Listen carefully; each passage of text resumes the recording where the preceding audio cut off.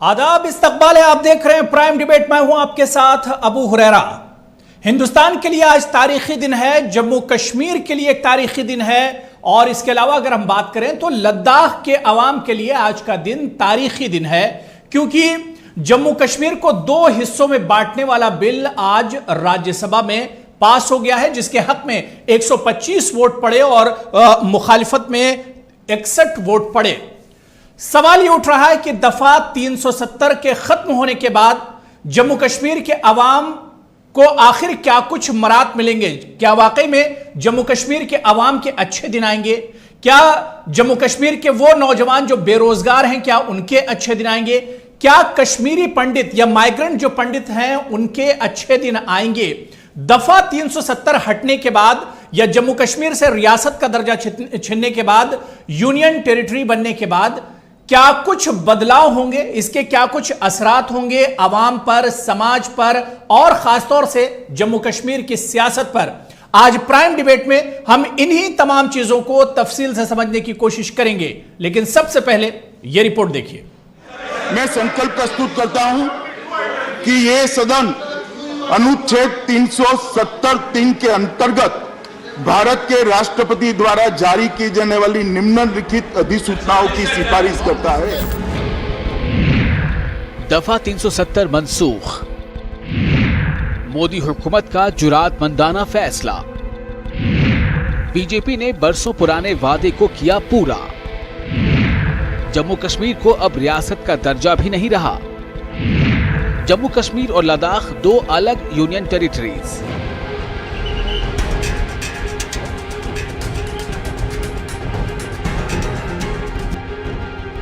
रियासत जम्मू कश्मीर को लेकर हालिया चंद दिनों से चल रही कयास आराइयों और अफवाहों पर लगाम लग गई है। वजीर आजम नरेंद्र मोदी की क़यादत में एनडीए हुकूमत ने तारीखी फैसला करते हुए जम्मू कश्मीर को खुसूसी पोजीशन फराहम करने वाली आइन की दफा 370 को ही मनसूख कर दिया है। हुकूमत के इस फैसले ने सबको चौंका दिया। मरकजी वजीर दाखिला अमित शाह ने अपोजिशन के हंगामे के बीच राज्यसभा में दफा 370 को बर्खास्त करने से मुतालिक संकल्प पत्र पेश किया। संविधान के अनुच्छेद 370(3) के अंतर्गत भारत के संविधान के अनुच्छेद 370 के खंड 1 के साथ पठित अनुच्छेद 370 के खंड 3 द्वारा प्रदत्त शक्तियों का प्रयोग करते हुए राष्ट्रपति संसद की सिफारिश पर यह घोषणा करते हैं कि यह दिनांक जिस दिन भारत के राष्ट्रपति द्वारा इस घोषणा पर हस्ताक्षर किए जाएंगे और इसे सरकारी गैजेट में प्रकाशित किया जाएगा, उस दिन से अनुच्छेद 370 के सभी खंड लागू नहीं होंगे, सिवाय खंड 1 के नामक तदनुसार पढ़ा जाएगा। हुकूमत ने न सिर्फ रियासत जम्मू कश्मीर को हासिल खुसूसी दर्जा खत्म कर दिया, बल्कि रियासत को दो हिस्सों में तकसीम करते हुए जम्मू कश्मीर और लद्दाख को यूनियन टेरिटरीज बनाने का भी फैसला किया। इस ज़िम्न में अमित शाह ने जम्मू कश्मीर तश्कील नौ बिल ऐवान में पेश किया। जम्मू और कश्मीर पुनर्गठन विधेयक, जम्मू और कश्मीर पुनर्गठन विधेयक 2019 को सदन के सम्मुख विचार के लिए संबोधित करने पर यह सदन जम्मू और कश्मीर पुनर्गठन विधेयक 2019 को स्वीकार करे। जम्मू कश्मीर को और लद्दाख को अलहदा यूनियन टेरिटरीज बनाया जाएगा और मरकज के जेर इंतजाम जम्मू कश्मीर के लिए कानून साज असेंबली रहेगी। इस मौके पर वजीर दाखिला ने माशी तौर पर पसमानदा तबकात के लिए 10% रिजर्वेशन बिल भी ऐवान में पेश किया। जम्मू कश्मीर की खुसूसी पोजीशन खत्म होने से क्या तब्दीली रूनुमा होगी, इस पर एक नजर डालते हैं। रियासत जम्मू कश्मीर में दफा 370 के तहत वहाँ वफाकी आइन का मुकम्मल निफाज नहीं होता था, लेकिन अब मुकम्मल आइन हिंद लागू होगा। इस दफा की मनसूखी के साथ रियासत को हासिल खुसूसी दर्जा खत्म हुआ। जम्मू कश्मीर के लोगों को पहले दोहरी शहरियत मिलती थी, लेकिन अब सिर्फ हिंदुस्तानी शहरियत रहेगी। रियासत का आइन और परचम अलग था, लेकिन वहाँ अब सिर्फ तिरंगा ही लहराएगा। दफा के तहत मुल्क के दीगर शहरियों को जम्मू कश्मीर में जमीन खरीदने का हक हासिल नहीं था, लेकिन अब ये दफा मनसूख हो चुकी है।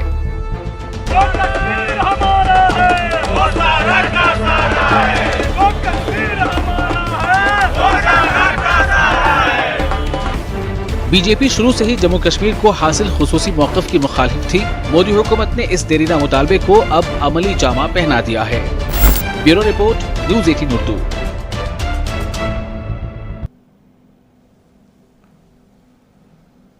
तो जाहिर सी बात है कि आज का दिन हिंदुस्तान के लिए एक तारीखी दिन है और जम्मू कश्मीर के लिए भी एक तारीखी दिन है। और जो फैसला मरकजी सरकार ने लिया है, मोदी सरकार ने जो फैसला लिया है, और जिस तरह से कहा जाता है कि मोदी है तो मुमकिन है, ठीक उसी तरह से कुछ इस फैसले के साथ भी हुआ, क्योंकि आखिर तक एक सस्पेंस बना रहा, गैर यकीनी जैसी सूरत हाल थी कि आखिर मरकजी सरकार जम्मू कश्मीर पर क्या कुछ कदम उठाने वाली है।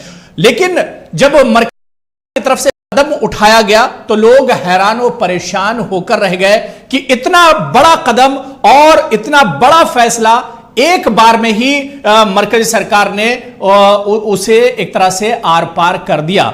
सवाल यह उठ रहा है कि आखिर दफा 370 हटने के बाद, जम्मू कश्मीर से रियासत का दर्जा हटने के बाद, जम्मू कश्मीर को यूनियन टेरिटरी बनने के बाद जो मसाइल हैं, जो मसले हैं, चाहे वो दहशतगर्दी हो, चाहे वो बेरोजगारी हो, चाहे वो तालीम का मसला हो, चाहे वो नौजवानों का मसला हो, क्या ये तमाम मसले हल होंगे?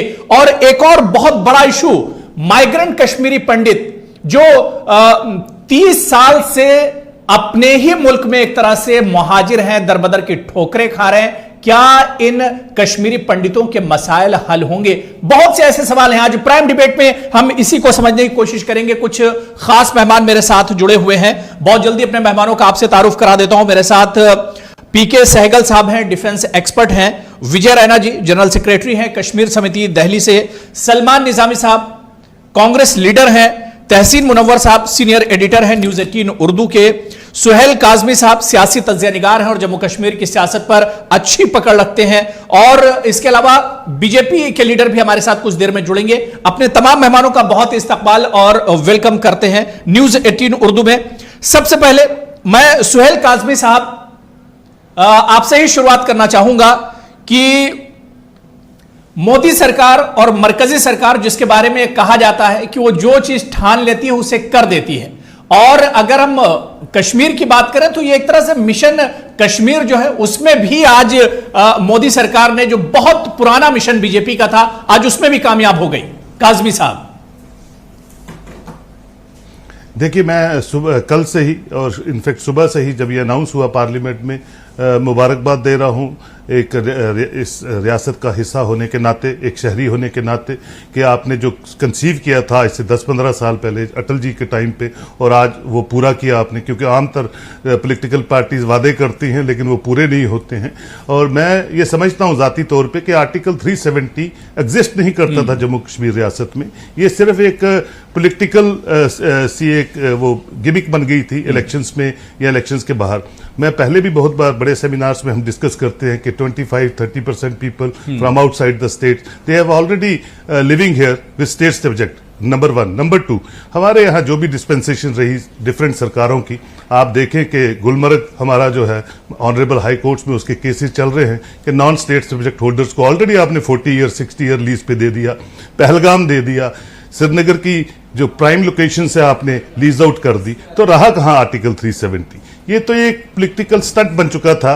और इससे जो मैं आपको हकीकत में बताऊं, किसी भी पॉलिटिकल पार्टी ने जो भी यहाँ सरकार में रही, किसी ने इसको इरोड करने में कोई कसर नहीं छोड़ी थी। अब भारतीय जनता पार्टी को एक्यूज करना है या किसी और पार्टी को एक्यूज करना है, वो दूसरी बात है, वो सियासी बातें हैं। लेकिन इन टोटलिटी आप देखें, article 370 was not on ground itself. तो आज अगर वो हट गया है, और ये जो हमारा खिता है, बड़ा छोटा सा खिता है, ये डेवलपमेंट में रुक गया है। सबसे बड़ी बीमारी यहाँ रियासत में है करप्शन की, और करप्शन ने कमर तोड़ कर रख दी है स्टेट की, चाहे वो हमारा यूथ हो। आप देखें कि 80% लोग आपके पार्लियामेंट इलेक्शंस में, असेंबली इलेक्शंस में और बाकी इलेक्शंस में पार्टिसिपेट करते हैं, और फ्लड की सिचुएशंस को छोड़ के वो आपको वोट करते थे। वो यही देखना चाहते हैं कि डेवलपमेंट जो है, प्रोग्रेस जो है, खुशहाल कश्मीर जो है वो आगे चले। लेकिन कहीं ना कहीं करप्शन की वजह बोलिए, बाकी चीजें बोलिए, वो सब धरा का धरा रह गया, और सिर्फ आर्टिकल 370 पे आप लोगों को गुमराह कर रहे हैं।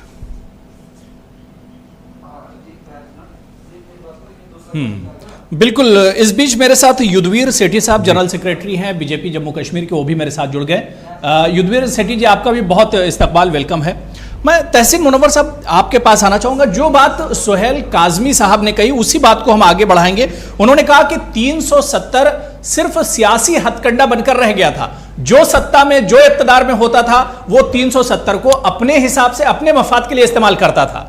क्या सच्चाई यही है तहसीन साहब? बिल्कुल सही कह रहे हैं। देखिए, आपको याद होगा अबू हुरैरा, गुज़िश्ता लोकसभा चुनाव में जब हम श्रीनगर में थे और हमने वहाँ पर सियासी जंग का एहतमाम किया था, तो उसमें जितने भी रहनुमा आए हुए थे सब 370 और 35A को लेकर ही बात कर रहे थे। मैंने कहा कि आपके दीगर मसाइल भी हैं इस खित्ते के, इस इलाके के, कश्मीर के, तो आप उन पर कोई बात नहीं कर रहा। तो उसमें से बहुत से लोग कह रहे थे कि हम भूखे रह लेंगे, हम ये कर लेंगे, वो कर लेंगे, लेकिन 370 जो है वो हमारी जान है, हमारा ये है, इस तरह की बातें कर रहे थे। तो कहीं ना कहीं उसको जज्बात के साथ जोड़कर वो वोटों की वहाँ पर खेती काटना चाहते थे। दूसरी जानिब यहाँ पर भी ऐसे ही लग रहा था कि 370 का सिर्फ जो है शोर मचाया जा रहा है, लेकिन ऐसा मुमकिन नहीं है कि 370 या 35 को हटाया जाए, जबकि वो भारतीय जनता पार्टी के मंशूर का भी हिस्सा था। लेकिन भारतीय जनता पार्टी जिस ताकत के साथ जीत कर आई, तो उसके बाद इनके पास ही बड़ा अच्छा मौका था और ये सही वक्त भी था कि वो जो है अपना फैसला, जो अपनी जो सोच है उसको लागू कर सके। और उन्होंने 370 को जो है हटाकर और एक नए तरीके से जो है लद्दाख को भी यूनियन टेरिटरी बना दिया और जम्मू कश्मीर को भी यूनियन टेरिटरी असेंबली के साथ बना दिया। तो देखा जाए तो 370 उस लिहाज से जो एक आर्टिकल मौजूद था हमारे आइन में, उसका जो मामला है वो अब ख़त्म हो गया है। लेकिन देखना यह है कि वहाँ के सियासतदान जो है इसको लेकर किस तरीके से रद्द-ए-अमल देते हैं। अभी एक तरीके से देखा जाए तो बिल पास हो गया है राज्यसभा से और बहुत जल्द जो है ये जो सारे मामलात हैं वो आवाम के बीच में पहुँचेंगे।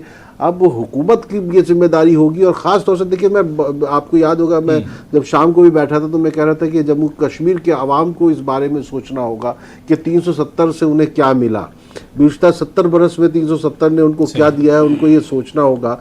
और उसके बाद हुकूमत के साथ मिलकर और फिर उनको जो है यकीनी तौर पर 370 के बाद जो तब्दीलियाँ आएंगी उस खित्ते में, उस इलाके में, वो बेहतरी की तरफ ले जा सकती है। क्योंकि हमारी हिंदुस्तान में बहुत सी ऐसी रियासतें हैं जहाँ पर 370 नहीं है, तो क्या वो बर्बाद हो गई हैं, क्या वो ख़त्म हो चुकी हैं?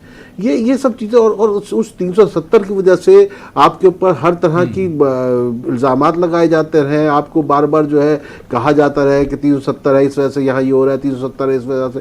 तो अब एक मौका है कि आप, अब 370 नहीं है और उसके बाद आप जो है एमलगेट होने की कोशिश करें और वहाँ पर जो है अगर अच्छी चीज़ें होती हैं और वहाँ पर अगर टूरिज्म बढ़ता है, वहाँ पर मुख्तलिफ इंडस्ट्रीज वगैरह आती हैं, इस तरह से अगर वो बेहतरी होती है तो बहुत अच्छा है। लेकिन यहाँ तहसीन मुनव्वर साहब, आज 370 को लेकर मरकज की सरकार ने जो इतना बड़ा फैसला लिया, या 370 का आज जो हश्र हम देख पा रहे हैं जिसे हटाया गया, कहीं ना कहीं इसके लिए कश्मीरी लीडरशिप भी बहुत हद तक जिम्मेदार है। जिस तरह से उन्होंने इसको एक हथियार की तरह इस्तेमाल किया, कहीं ना कहीं कश्मीरी लीडरशिप इसके लिए जिम्मेदार है। नहीं, देखिए, फेलियर तो है ही कश्मीरी लीडरशिप का। अगर देखा जाए, कश्मीरी पंडित वहां से क्यों जाने पर मजबूर किए गए? क्योंकि कश्मीरी लीडरशिप फेल हुई। कश्मीरी, देखिए, कोई अपना घर बार अपना सब कुछ छोड़ के क्यों निकल के आता है? आज अगर कश्मीर के लोग, वो एक पूरी जनरेशन जो है वो कश्मीर की तहजीब को ही नहीं जानती। जो हमारे उम्र के जो लोग हैं, उनके जो बच्चे हैं, वो कश्मीर के बारे में क्या जानते हैं? जैसे दूसरे टूरिस्ट जाते हैं उस अंदाज से वो भी बर्फ़ देखने चले जाते हैं। उनके लिए कश्मीर जो है वो वाला कश्मीर है ही नहीं, रह ही नहीं गया है। तो ये सब दूरियां किसने पैदा की? 370 की वजह से पैदा हुई, ये कहा जाता है। लेकिन अब अगर ये 370 नहीं रहा और उसके बाद ये जिम्मेदारी, देखिए, हुकूमत हिंद की भी है और वहाँ के लीडरों की भी है और ख़ास तौर से वहाँ के अवाम की है। उनको हिंदुस्तान के साथ जहनी तौर पर भी और हर फितरी तौर पर भी हर तरीके से हिंदुस्तान के साथ मिलना होगा, ताकि हिंदुस्तान में जो मौके मौजूद हैं उनका फ़ायदा वो भी उस तरीके से उठा सकें जिस तरह दीगर लोग जो है हिंदुस्तान के दीगर शहरी हैं वो उठा रहे हैं। तो और उसी अंदाज से हिंदुस्तान के लोग भी कश्मीर में उसी अंदाज से आए जाएँ जिस तरह दीगर रियासतों में आते जाते हैं। उनको कहीं पर भी ये एहसास ना हो कि ये भी एक बहुत ही अलग किस्म की रियासत है, यहाँ का झंडा अलग है, यहाँ का आइन अलग है, यहाँ के लोग अलग हैं। नहीं, हम सब सब एक है। एक जब हम कहते हैं कश्मीर हमारा अटूट हिस्सा है, तो फिर कश्मीर की बहुत सारी चीजें हमारे साथ मेलजोल खाती हैं, तो उनको हमें कायम रखना होगा, उनको बदस्तूर जो है आगे बढ़ाना होगा। लेकिन यहाँ से सिर्फ देखिए 370 हटा देना ही काफी नहीं है, यहाँ से एक बहुत बड़ा इम्तिहान शुरू हो रहा है, सभी का इम्तिहान शुरू हो रहा है, और उस इम्तिहान में जो है कामयाबी जो है कश्मीरी आवाम की शमूलियत के बगैर मिलनी मुश्किल है। तो कश्मीरी आवाम को एक तरीके से सोचना होगा कि गुज़िश्ता जितने भी उनके आसपास रहनुमा रहे हैं, जिन्होंने उनको जिस तरीके से भी, चाहे जज्बाती तौर पर या कश्मीर के नाम पर या यहाँ की तशख्खुस के नाम पर या दीगर किसी भी उस पर आगे बढ़ाने की कोशिश की और अपने आप को आगे बढ़ाया, उनको भी ये एहसास करना है कि देखिए अब ये जो मौका है, क्या हम इसमें भी अपनी जिंदगी के लिए कामयाबी की जमानत निकाल सकते कि नहीं निकाल सकते। जमाना बहुत तेजी से बदल रहा है। आपसे कश्मीर की बात सोचते हैं, आज का जो नौजवान है, जो नेक्स्ट जनरेशन है हमारी बात की, वो पूरी दुनिया को एक छोटे ग्लोबल विलेज के तौर पे देख रहा है। वो पूरी दुनिया को, उसके लिए सरहदें भी जो है अब बेमानी हो चुकी हैं। अगर आप देखिए तो दुनिया भर में बहुत से दीगर ममालिक के लोग जो हैं वो बड़े बड़े ओहदों पर फायज हो रहे हैं, मंत्री भी बन रहे हैं वहाँ पर। ये एक पूरा एक साइकिल चेंज हो रही है, तो उससे बाहर निकलना होगा। ये हम जो है कहीं ना कहीं लिमिट में, हद में हमको बांधने की जो कोशिश की जाती है, जाहिर सी बात है कि सिर्फ 370 हटा देने से ही मसला हल नहीं होगा। जो बातें तहसीन मुनव्वर साहब कह रहे हैं बहुत बहुत अहम है कि सेंट्रल गवर्नमेंट का और केंद्र सरकार का कहीं ना कहीं अब एक इम्तिहान भी शुरू हो रहा है कि 370 हटने के बाद जम्मू कश्मीर के लोगों को मेन स्ट्रीम में कैसे लाया जाएगा, बेरोजगार नौजवानों को किस तरह से रोजगार उन्हें दिया जाएगा, तालीम, हेल्थ, बहुत से मसाइल हैं जिन्हें एक तरह से सॉल्व करना होगा सेंट्रल गवर्नमेंट को। युद्धवीर सेठी जी, मैं आपके पास आना चाहूंगा। आज हमने देखा कि अपोजिशन भी सरकार के साथ खड़ा था। कई अपोजिशन की ऐसी पार्टियां जो सरकार पर हमेशा एक तरह से तीखे वार करती हैं, आज वो भी सरकार के साथ थी। लेकिन युद्धवीर सेठी जी, अपोजिशन के बहुत से लीडरों ने, अपोजिशन ने कहा कि काम तो सरकार ने बहुत अच्छा किया है, लेकिन काम करने का तरीका अच्छा नहीं था।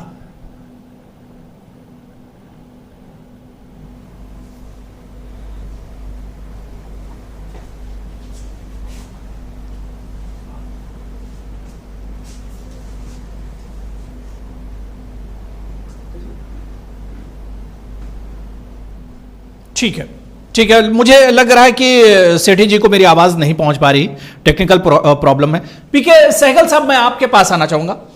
पीके सहगल साहब, एक चीज कही जाती है कि वैली में जो मिलिटेंसी इतनी तेजी से बढ़ी और हालात इतनी तेजी से खराब हुए, कहीं ना कहीं जो एक बंधेज थी 370 की, यह भी उसके लिए एक बहुत मतलब जिम्मेदार था। 370 ये आर्टिकल, ये जो दफा थी, कहीं ना कहीं इसकी वजह से भी मिलिटेंसी के पैर जमे, उसकी जड़ें एक तरह से मजबूत हुई। क्या आपको लगता है कि वाकई में 370 जाने के बाद यह मसला बहुत हद तक हल होगा? सहगल साहब,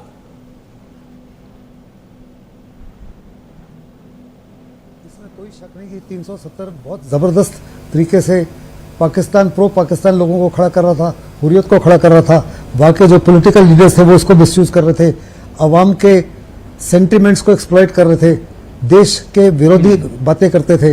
इन तमाम चीज़ों में बहुत बड़े पैमाने पर शिकंजा कसा गया है। अगर आप देखें तो पॉलिटिकल जो लीडर्स हैं उनको साफ तौर पे गिरफ्तार कर लिया गया, क्योंकि वो कहते थे खून की नदियाँ बहेगी, बारूद को छेड़ रहे हो। वास्तव में कुछ नहीं होने वाला। वो कह रहे थे कश्मीर का अवाम घबराया हुआ है, कश्मीर का अवाम डरा हुआ है। डर तो उन लोगों को है जो पिछले 50-60 साल से कश्मीर को बड़े पैमाने पर लूट रहे थे। वहाँ करप्शन था, कि इनसेंसिटिविटी थी, और बहुत बहुत बड़े पैमाने पर प्रो पाकिस्तानी कार्रवाई करते थे। उनको साफ तौर पर नजर आ रहा है कि उनका खेल खत्म है। वो जो 50-60 साल से मजे ले रहे थे वो सब खत्म है। तो उनको डर है, पॉलिटिकल लीडर्स को डर है, हुर्रियत को डर है। वो तमाम लोग जो प्रो पाकिस्तानी थे, आम जनता को किसी प्रकार का कोई डर नहीं। उनको साफ तौर पर नजर आ रहा है कि उनके जीवन में बहुत बड़ी बदलाव आने वाला है। वहाँ कोई अच्छे डॉक्टर नहीं जाते थे, इसलिए मेडिकल केयर उतना अच्छा नहीं था। वहाँ अच्छे प्रोफेसर नहीं जाते थे, अच्छे टीचर नहीं जाते थे। इसमें एजुकेशन में बहुत इंप्रूवमेंट होगी, अच्छी कंपनियां नहीं जाती थी, बड़े पैमाने पर इंप्रूव किया जाएगा। साफ तौर पे अमित शाह ने कहा है कि हम श्रीनगर को और कश्मीर को एक दुनिया की सबसे अहम जगह बनाएंगे। इसमें पर्यटक बहुत बड़े पैमाने पर आएंगे। आप देखो स्विट्जरलैंड में तकरीबन 60 मिलियन पर्यटक आते हैं एनुअली। इंडिया में जब सब कुछ सही था तो 1 मिलियन आते थे।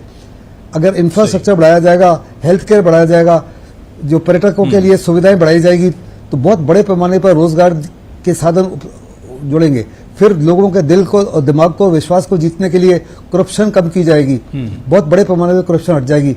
आप डायरेक्टली पंचायत को एम्पावर कर रहे हो, और पंचायत के माध्यम से पिछले महीने आपने एक बैक टू विलेजेस एक प्रोग्राम चलाया जिसमें 99% पंचायत जो है सरकार के साथ खड़ा था। उन्होंने साफ तौर पे सरकार को आश्वासन दिया कि आप 370 का इशू उनसे डिस्कस किया गया, 35A हटाए, हम आपके साथ मजबूती के साथ खड़े हैं।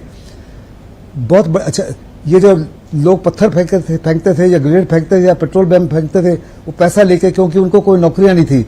इतने बड़े पैमाने पर वह नौकरियां की जा सकती हैं जिसका आप अंदाजा नहीं लगा सकते। अगर पर्यटक आएंगे तो शिकारा वाले फुल रहेंगे, बिजनेस से कम नहीं होंगे, होटल भरे रहेंगे। मतलब इससे दहशतगर्दी की कमर इससे टूटेगी, पूरे इससे हिंदुस्तान दहशतगर्दी की कमर टूटेगी। पीके सहगल साहब, 370 हटने के बाद दहशतगर्दी की कमर तो हमने पहले ही तोड़ दी है। ऑपरेशन ऑल आउट के बाद में हमने 80 से 85% वहां जो दहशतगर्द है उनको मार दिया है। तमाम लीडर्स मार दिए गए हैं। पाकिस्तान बुखला उठा है। पाकिस्तान की तरफ से जितने घुसपैठ की कोशिश है सारी विफल हो रही है। पाकिस्तान को साफ तौर पे हमने कह दिया है जीरो टॉलरेंस। और जीरो टॉलरेंस का मतलब क्या है? उरी के बाद और पुलवामा के बाद साफ तौर पे समझता है। कल ही हमने बोफर्स का इस्तेमाल किया है जिसमें साफ तौर पे टेरर लॉन्च पैड जो हैं और टेररिस्ट ट्रेनिंग कैंप्स उनको हिट किया है। हम अपना राइट ऑफ सेल्फ डिफेंस जो अपने 25-30 साल से एक्सरसाइज नहीं किया था, अभी दुनिया को बता दिया है, क्योंकि इमरान खान ने एक बड़ी बड़ी गलती की। उन्होंने अमेरिका की धरती पे कबूल किया कि पाकिस्तान में अभी 40 से ज्यादा टेररिस्ट ऑर्गेनाइजेशंस हैं और 40 से ज्यादा टेररिस्ट हैं जिनको हिंदुस्तान के कश्मीर और अफगानिस्तान के लिए तैयार किया गया है। उन्होंने साफ तौर पे कबूल किया कि पाकिस्तान की आर्मी ने उनको ट्रेन किया है। बिल्कुल जाहिर सी बात है कि बिल्कुल सरकार के इस कदम से पाकिस्तान को भी बड़ा धक्का लगेगा। पाकिस्तान को भी एक बड़ा झटका लगा है आज। मैं विजय रैना जी आपके पास आना चाहूंगा। विजय रैना जी, कश्मीरी पंडितों के बारे में दुनिया जानती है कि अपने ही मुल्क में दर बदर भटक रहे हैं, 30 साल से अपने ही मुल्क में एक तरह से मुहाजिर हैं। क्या आपको लगता है कि 370 को हटा दिया गया है और अब कश्मीरी पंडित या जो माइग्रेंट्स हैं उनके अच्छे दिन आने वाले हैं?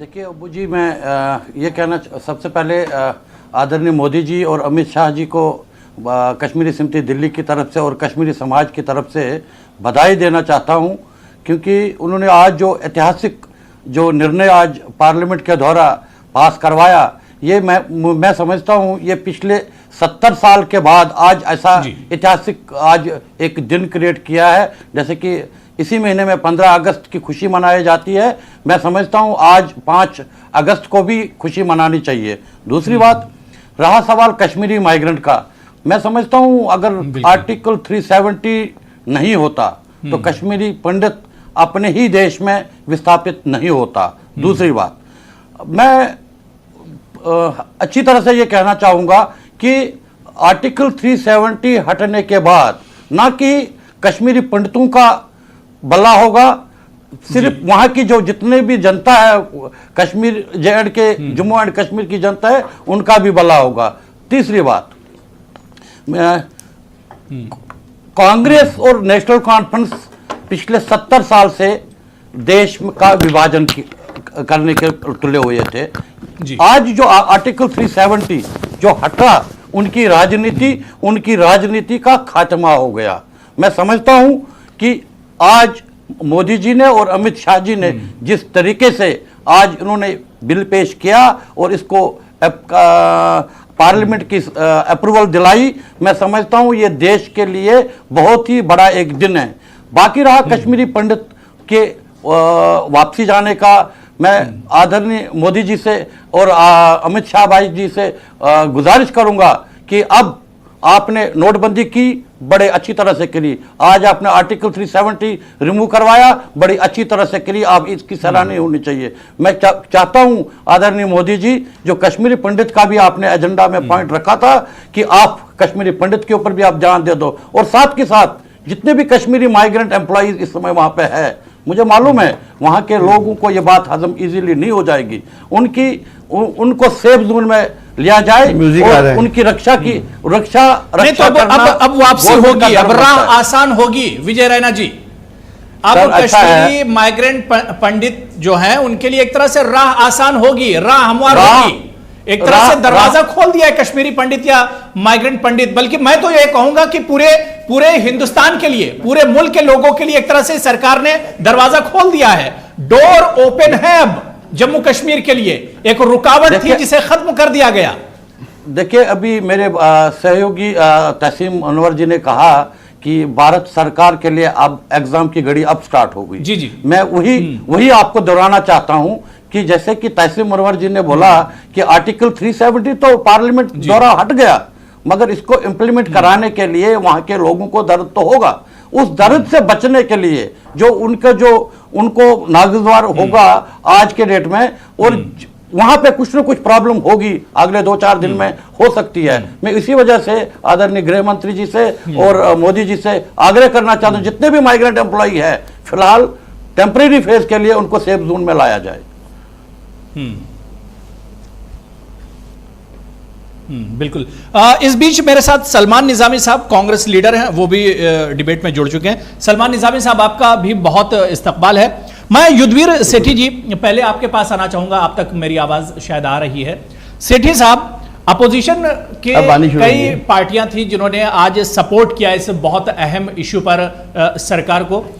सेठी जी, लेकिन अपोजिशन के कई लीडरों ने कहा, जिन्होंने सपोर्ट भी किया, उनकी तरफ से भी ये आवाज उठी कि इशू बहुत अच्छा था और बड़ा अच्छा कदम सरकार ने उठाया, लेकिन कदम उठाने का जो तरीका था उस तरीके पर सवाल उठाए जा रहे हैं। सेठी जी, बड़ा अच्छा तरीका था जिस प्रकार से आज इस बिल को लाया गया और जिस प्रकार से काफी नंबर से इस बिल को पास किया गया। और जब ये 35 से लाया गया था तब किस ढंग से लाया गया था कांग्रेस के द्वारा ये बिल, उससे तो बड़े अच्छे ढंग से लाया गया और उसके ऊपर अच्छी डिबेट हुई है। और अपोजिशन के लोग भी समझते थे कि जिस प्रकार से ये प्रॉब्लम चल रही है इसका एक ही हल है 370 हटाना।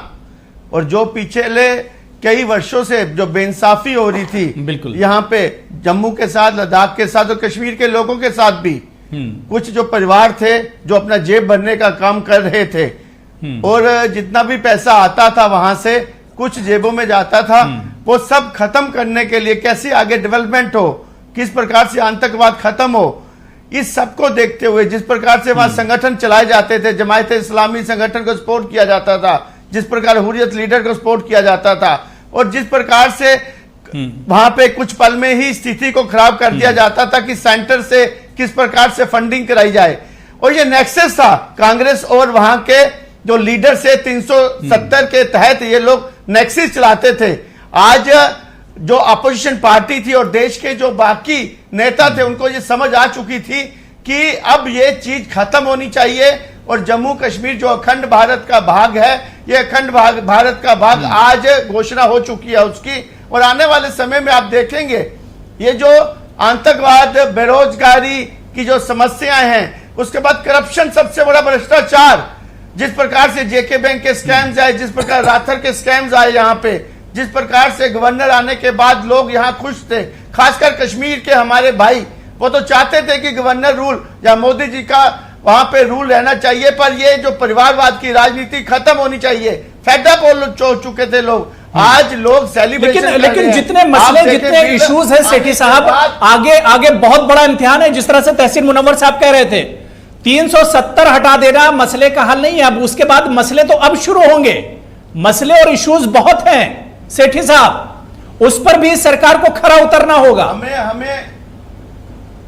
हमें अपनी लीडरशिप पे पूरा विश्वास है। जिसे 5 साल के बाद यशस्वी प्रधानमंत्री दोबारा यहाँ पे जिस प्रकार लोगों ने प्रचंड बहुमत दिया उनको, जिस प्रकार अमित शाह जैसे और जो कैबिनेट है वहां पे, मेरे को लगता है कि अगर ऐसे यशस्वी प्रधानमंत्री अमित शाह जी 47 में देश आजाद हुआ था, उसके बाद अगर ये लोग यहाँ के प्रॉब्लम को संभालते तो आज ये प्रॉब्लम ना होती। आज कांग्रेस की जो नेहरू जी द्वारा दी हुई प्रॉब्लम थी आज ये खत्म हुई है। और अगर ये 47 के बाद यही लोग होते तो मेरे को लगता था जो देश के गद्दार थे वो आंसू रो रहे होते या पाकिस्तान। तो ऐसा नहीं कि 47 के बाद बीजेपी के बाद सरकार नहीं आई। सेठी साहब ऐसा नहीं कि बीजेपी सरकार में 47 के बाद आई बीजेपी के पास बहुत से मौके थे, वो बात अलग है कि इतनी मजबूत कभी नहीं थी बीजेपी। हमें नहीं मिला, पूरी मेजॉरिटी हमें कभी नहीं मिली। अगर ऐसे आप देखेंगे कि कैसे कर्मठ और जुझारू और राष्ट्रवाद नेताओं का टोला आज दिल्ली के अंदर बैठा हुआ है, जो सोचता है कि जो मुसीबतें उनको खत्म करना चाहिए और देश एक सही दिशा की तरफ चले। कितना पैसा सिक्योरिटी का यहाँ खर्च होता था, कितना कुछ होता था। आप देखेंगे अवाम यहाँ की खुश होगी और भारतीय जनता पार्टी और एनडीए सरकार का एक एक नेता, उनका एक एक खून का जो कतरा है अपने कश्मीरी भाइयों को आगे ले जाने के लिए, ठीक है। सलमान निजामी साहब, एक और मोदी सरकार ने एक और मिशन कंप्लीट कर लिया। सलमान निजामी साहब जी, ये बहुत बड़ा मिशन है, क्योंकि पहला वाला मिशन जो इस देश में सबसे बड़ा मिशन इंदिरा गांधी ने किया था, जो पाकिस्तान के 2 टुकड़े किए थे, और आज मोदी जी ने कश्मीर जो हिंदुस्तान का एक अटूट अंग है उसके 2 टुकड़े कर दिए। तो ये बहुत बदकिस्मती की बात है, जो लोग दिल्ली में बैठे हैं, जिन लोगों ने कभी कश्मीर में देखा नहीं कि आतंकवाद क्या होते हैं, यहाँ तहसीन भाई ने वहाँ काम किया, इनको पूरी नॉलेज होगी कि कश्मीर में रहना क्या होता है। जो लोग टूरिस्ट की हैसियत से 10 दिन जाते हैं वो बड़े बड़े बयान देते हैं, लेकिन आज मेन स्ट्रीम लीडरशिप जो आप देखिए, अगर आप वही आजाद साहब ने बात की कि कश्मीरी अगर हिंदुस्तान का हिस्सा हैं, आप मानते हो कि कश्मीरी लोग जो हैं हिंदुस्तान के साथ जुड़ना चाहें, तो आप ऐसे आज देखिए हालात की एक्स चीफ मिनिस्टर्स, अभी मैंने खबर पढ़ी कि महबूबा मुफ्ती को भी अरेस्ट किया है, उमर अब्दुल्ला को भी अरेस्ट किया है, कल से वो नजरबंद है, और कश्मीर में हमारा भी राब्ता अभी अपनी फैमिली से नहीं हुआ कि वो ठीक है या नहीं है। तो ये एक इमरजेंसी है। अगर आप हमारे लिए कोई भला कर रहे हैं, अगर हमें इससे कोई बेनिफिट होगा, तो आप हमें ही आपने जेलों में भर दिया, हमारी लोग एक्ससीएम्स को आपने अंदर कर दिया, तो ये कौन सा बेनिफिट? तो ये इमरजेंसी बीजेपी ने ये इमरजेंसी सीखी कहां से? सलमान निजामी साहब, ये बीजेपी ने जो इमरजेंसी जैसे हालात बना दिए जम्मू कश्मीर में, ये सीखी कहां से है इसने? देखिए इमरजेंसी के हालात मैं आपको बताइए, भी तो पूरे देश भर में सलमान निजामी साहब कर रहे हैं, इन्होंने ट्रिपल तलाक से पूछे यहाँ पे, लेकिन सेलिब्रेट कोई और कर रहा है। कश्मीरी मुझे एक व्यक्ति दिखाइए जो जम्मू कश्मीर का व्यक्ति है जिसने सेलिब्रेट किया। कोई इमरजेंसी नहीं यहाँ पे। क्यों नहीं इमरजेंसी? आपने जम्मू कश्मीर के एक्स चीफ मिनिस्टर्स को नजर बता। अगर आपको ये कॉन्फिडेंट था, आप आज चिल्ला के सदन में बोल रहे हैं कि कश्मीरी लोगों का हमने दिल को भड़काने का काम करते हैं, जमीन जो खो चुकी है उनकी उसको पाने का काम करते हैं, भड़काऊ भाषण देते हैं, इसके लिए उनको अपनी अपनी कोठी में बिठाया हुआ है, अच्छी तरह खा पी रहे हैं वहां पे, वो कोई नजरबंद नहीं है, अपने घर में बैठ के चैन की नींद सो रहे हैं वो। ठीक है, मैं आपने एक स्टेट, ठीक है, मुझे कॉमर्शियल ब्रेक पर जाना है। सलमान निजामी साहब, ब्रेक के बाद मैं आपके पास आऊंगा। सेठी साहब, मैं आपके पास भी आऊंगा। मुझे कॉमर्शियल ब्रेक पर जाना है। ब्रेक के बाद सलमान निजामी साहब मैं आपके पास भी आ रहा हूं, सेठी साहब आपके पास भी आ रहा हूं। बहुत सेंसिटिव इशू है, जाहिर सी बात है, लेकिन अब सवाल वही उठ रहा है जो तहसीन मुनव्वर साहब ने डिबेट के पहले ही हिस्से में उठाया कि आखिर 370 को तो आपने खत्म कर दिया, लेकिन जो वहां के मसले हैं, जो वहां के इश्यूज हैं, क्या उनको भी सॉल्व कर पाएगी ये सरकार, या क्या इतनी आसानी से ये मसले भी हल होंगे? चाहे दहशतगर्दी का मसला हो, चाहे कश्मीरी पंडितों को दोबारा बसाने का मसला हो, चाहे बेरोजगारी का मसला हो, चाहे जम्मू कश्मीर के नौजवानों का मसला हो, क्या ये तमाम मसलों पर भी काबू पाएगी सरकार और ये तमाम मसलों को भी हल करेगी? छोटे से ब्रेक के बाद जब लौट कर आएंगे तो इन्हीं इश्यूज पर हम बात करेंगे। तो प्राइम डिबेट में आज हम बात कर रहे हैं मरकजी सरकार के तारीखी फैसले की। इस फैसले के बाद जम्मू कश्मीर अब तो रियासत नहीं रही, लद्दाख अलग यूनियन टेरिटरी बन गई है और जम्मू और कश्मीर अलग यूनियन टेरिटरी बन गई है। लेकिन सवाल ये उठ रहा है कि दफा 370 यानी जम्मू कश्मीर का जो खुसूसी दर्जा जो हासिल था वो दर्जा खत्म कर दिया गया, लेकिन जो मसाइल जम्मू कश्मीर के सामने हैं, क्या वो मसले भी इतनी तेजी से ही हल होंगे? क्या वाकई में मरकजी सरकार की अब जिम्मेदारियां नहीं बढ़ जाएंगी? इन्हीं तमाम इश्यूज पर हम प्राइम डिबेट में बात कर रहे हैं। मैं ब्रेक के बाद तहसीन मुनव्वर साहब आपसे मैं शुरुआत करना चाहूंगा।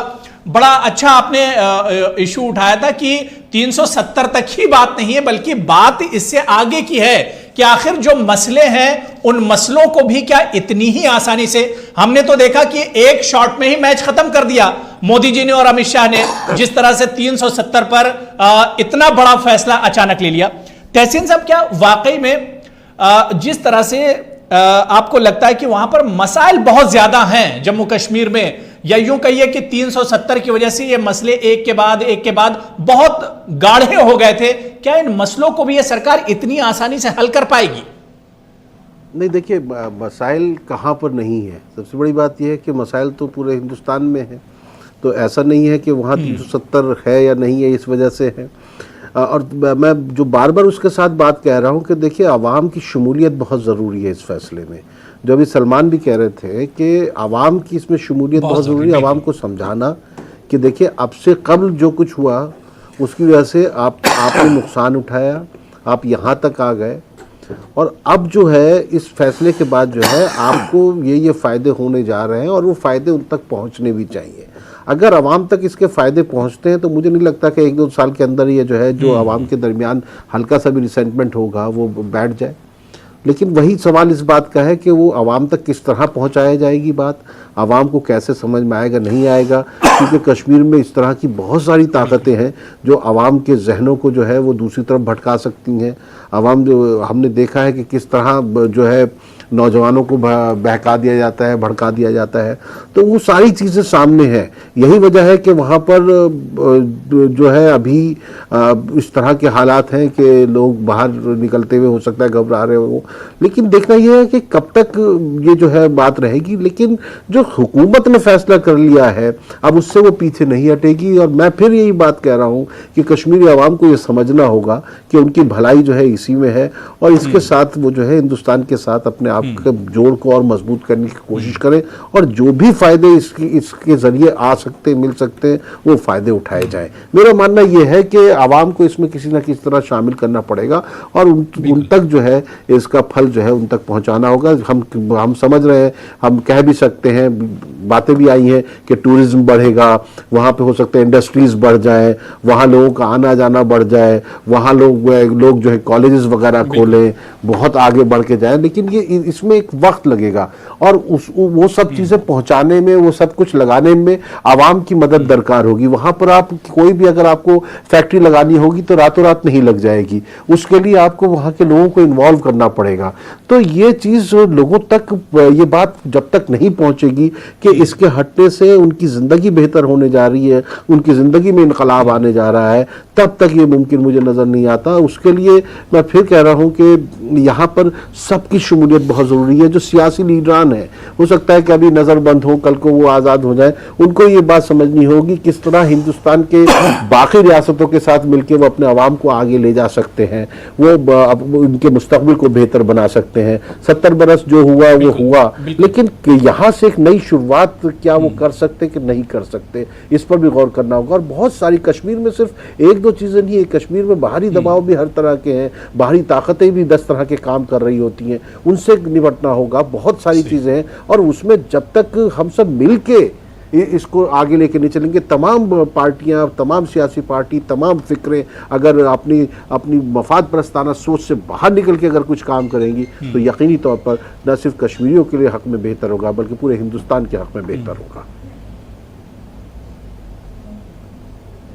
बिल्कुल। सुहेल काज़मी साहब, क्या आपको नहीं लगता है कि 370 जो वाकई में वहां की सरकार के लिए ही नहीं बल्कि आवाम के लिए भी एक दफा थी जिससे आवाम को फायदा पहुंचना चाहिए था, लेकिन जिस तरह से हमने देखा कि 370 का फायदा चंद लोगों तक पहुंच रहा था और 370 का असल फायदा आवाम तक नहीं हो रहा था, और शायद यही चीज एक तरह से इसके हक में मनफी उसके असरात पड़े, और आज ये वजह है कि ये नागुज़ीर बन गया इस सरकार के सामने कि इस दफा को हटाया जाए। देखिए बिल्कुल ठीक कहते हैं, ऐसे कोई दफ़ा नहीं हटती है। एक स्पेशल स्टेटस हमें मिला था 47 में और 35 उसके बाद मिला।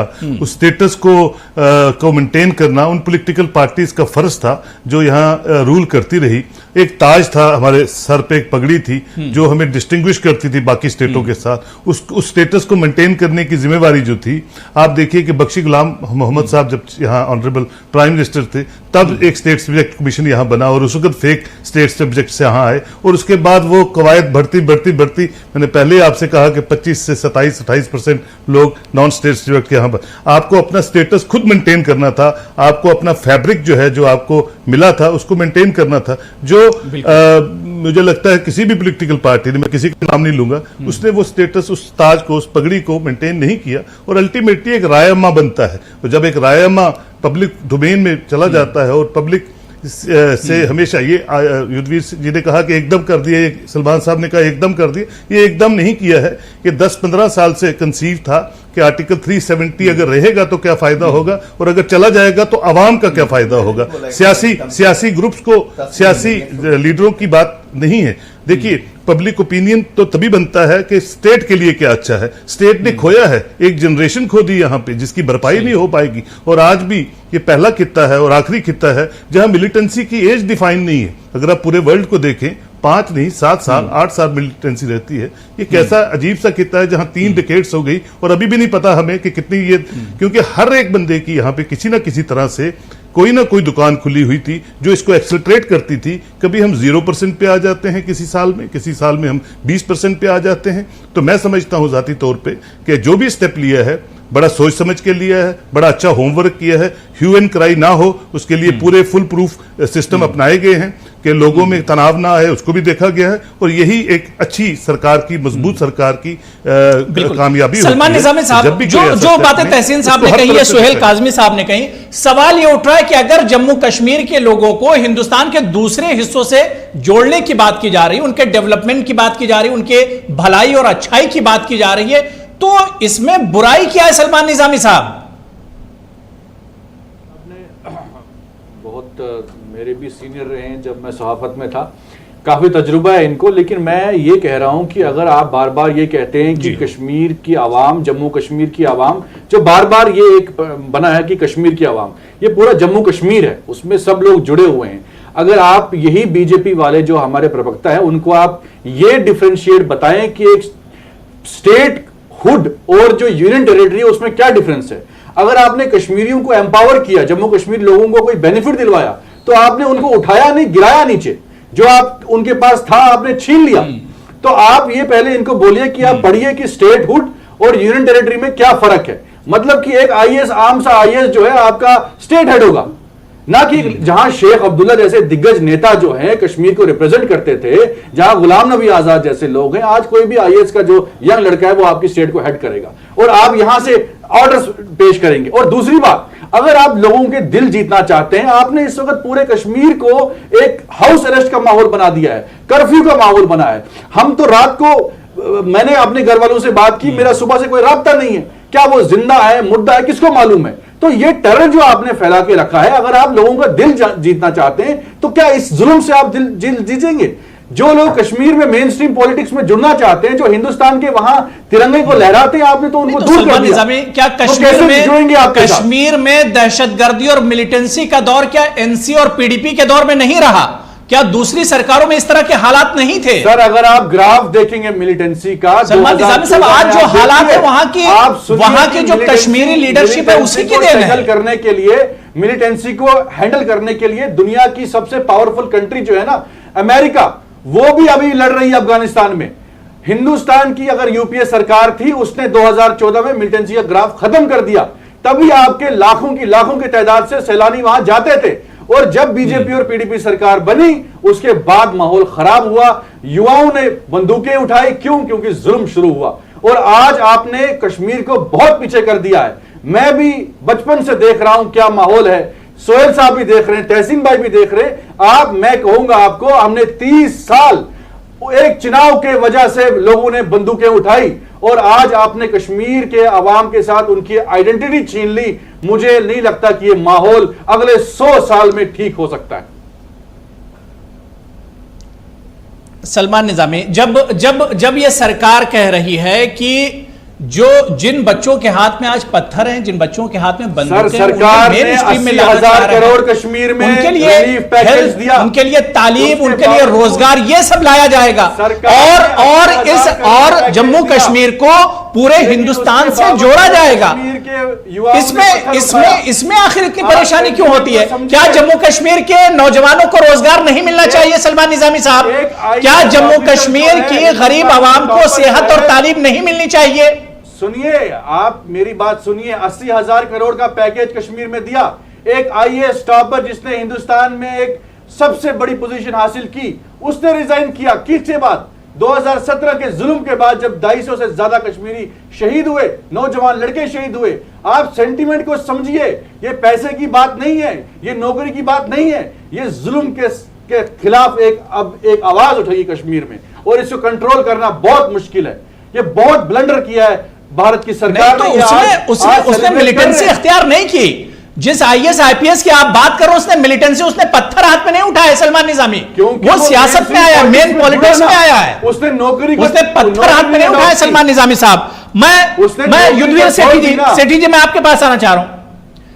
नहीं, देखिए, आप अगर शाह फैसल की बात कर रहे हैं तो उसने पत्थर हाथ में नहीं उठाए हैं।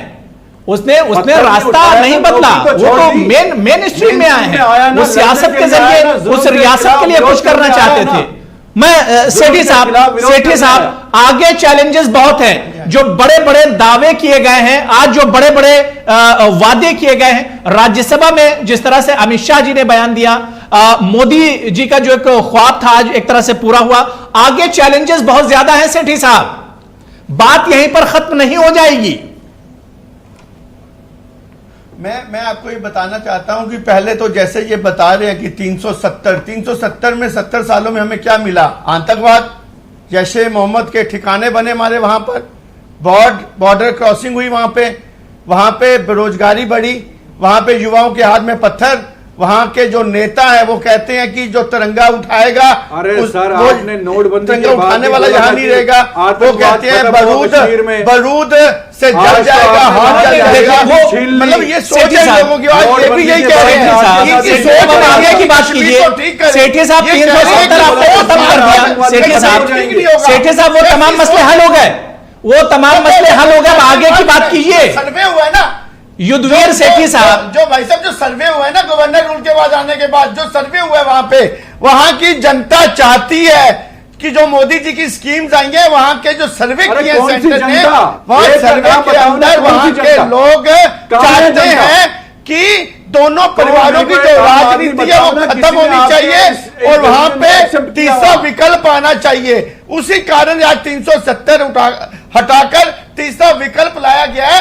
आप माने, ये विश्वास तो करें भारतीय सरकार के ऊपर, ये वाकई वहां पे डेवलपमेंट होगी।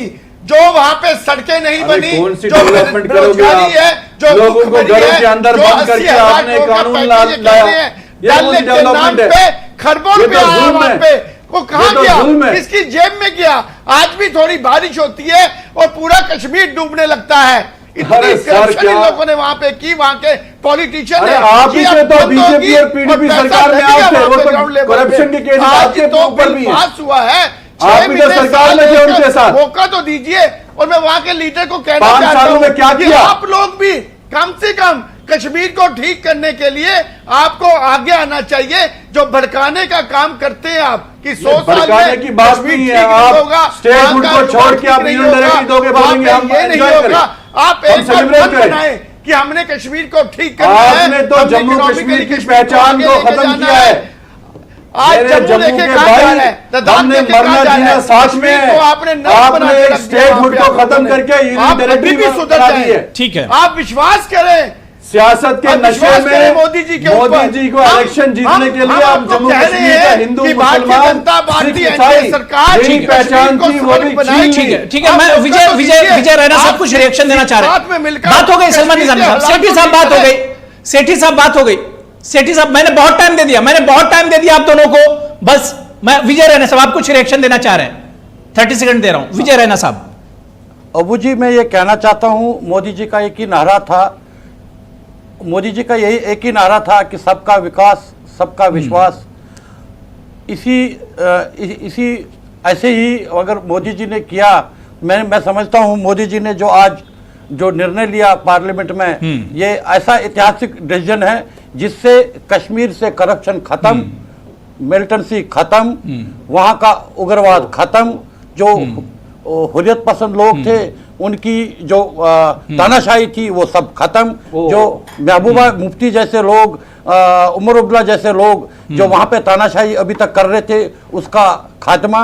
मैं समझता हूं वहां के लोग भी समझ जाएंगे। मेरे सलमान भाई ने अभी नहीं, ये देखिए इतना आसान नहीं, जितनी आसानी से आपने कह दिया, मेरे ख्याल से इतना आसान भाई ने अभी मोदी जी ने और सरकार ने सबका विश्वास तो जीत लिया, ये कदम उठाया, लेकिन विकास जहां तक है, सवाल यही उठ रहा है विजय रैना जी कि कश्मीरी पंडित वापस तो चले जाएंगे, क्या उसके बाद की जो मुश्किलात हैं, क्या उसके बाद की जो मुश्किलात हैं माइग्रेंट कश्मीरी पंडितों की, क्या वो भी हल होंगी?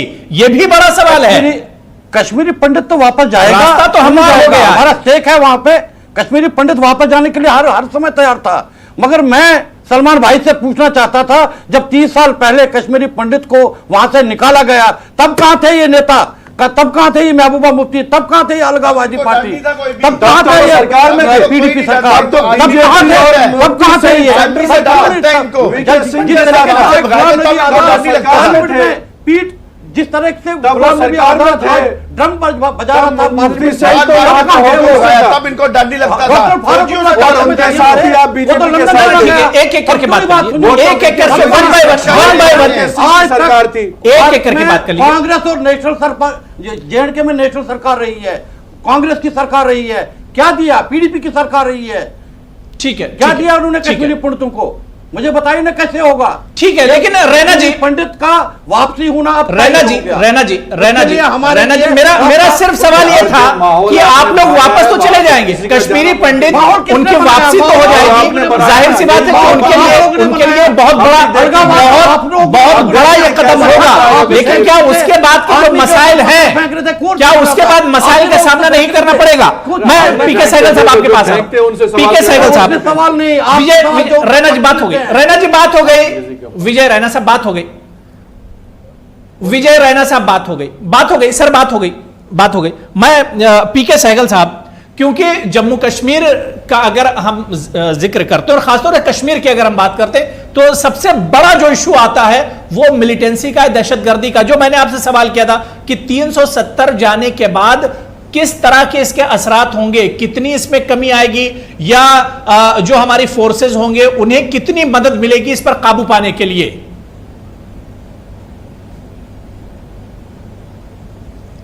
ये आपका सवाल जो है बड़ा अहम सवाल है, लेकिन इससे पहले मैं बताना चाहता हूं कि सरकार की मुसीबतें अभी स्टार्ट होंगी। सबसे बड़ी चुनौती जो है पहले इस समय पाकिस्तान को मैनेज करना। पाकिस्तान आसानी से इसको कबूल नहीं करेगा, बहुत जबरदस्त दखल अंदाजी उसकी तरफ बढ़ेगी, उसकी तरफ से मिलिटेंसी बढ़ेगी। हम पाकिस्तान को किस तरीके से मैनेज करते हैं, दैट इज पॉइंट नंबर 1। दूसरा, हमने सेपरेटिस्ट को मैनेज करना है। सेपरेटिस्ट क्या, आपने उनकी दुकान बंद कर दी है, वो इतनी आसानी से दुकान बंद एक्सेप्ट नहीं करेंगे। 50-60 साल से लूट मार थी। तीसरा, अपने वहां के जो पॉलिटिकल पार्टीज है, खास करके उमर अब्दुल्ला है, फारूक अब्दुल्ला है, मफ्तो महबूबा है, उनकी इन्फ्लुएंस को खत्म करना है ताकि वो अवाम को गुमराह ना कर सके। और चौथा सबसे बड़ा चैलेंज आपको है कि अपने वहां के अवाम का दिल, विश्वास और दिमाग जीतना है। अगर आप अवाम को साथ नहीं जोड़ पाओगे तो किसी प्रकार की आपको सक्सेस नहीं मिलेगी। और ये सबसे बड़ी चुनौतियां हैं। जहां तक आपने मिलिटेंसी का बात कहा है, अगर गुड गवर्नेंस हो जाए, वहां पे सेंसिटिव सरकार हो जाए, इंफ्रास्ट्रक्चर बढ़ जाए, रोजगार के साधन बढ़ जाए और हेल्थ केयर इंप्रूव हो जाए, एजुकेशन इंप्रूव हो जाए, तो ऑटोमेटिकली मिलिटेंसी रिड्यूस होगी। लोगों को साफ तौर पर नजर आना शुरू होगा, लेकिन इसमें ओवरनाइट नहीं होगा, इसमें काफी समय लगेगा।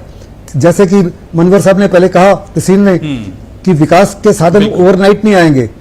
इंडस्ट्री वहां आएगी, हॉस्पिटल के लिए अच्छे डॉक्टर्स आएंगे, अच्छे शिक्षक आएंगे, इनमें सब में टाइम लगेगा, देश से लोग आएंगे, but time is very important. और दूसरी सबसे इंपॉर्टेंट बात है कि ये सरकार बड़े सोच समझ के कदम उठा रही है। आपने जिस प्रकार से ये तमाम चीज को मैनेज किया, it's a professional of the highest variety. बड़े सावधानी से अपने पूरे यात्रियों को वहां से निकाल लिया कि उनके जान और माल को कोई नुकसान ना हो। आपने टूरिस्ट को वहां निकाल लिया कि जब आप अनाउंस करो उनके लिए किसी प्रकार का कोई नुकसान ना हो। आपने वहां पे कर्फ्यू लगाया और इन लोगों को, कुछ पॉलिटिकल लीडर्स को प्रोटेक्टिव कस्टडी में लिया।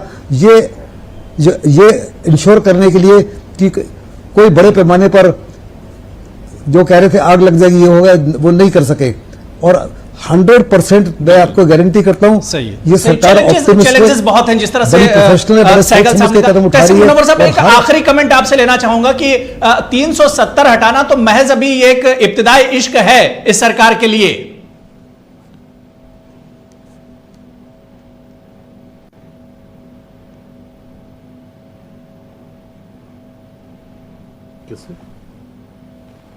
क्या मुझसे कह रहे हैं कुछ?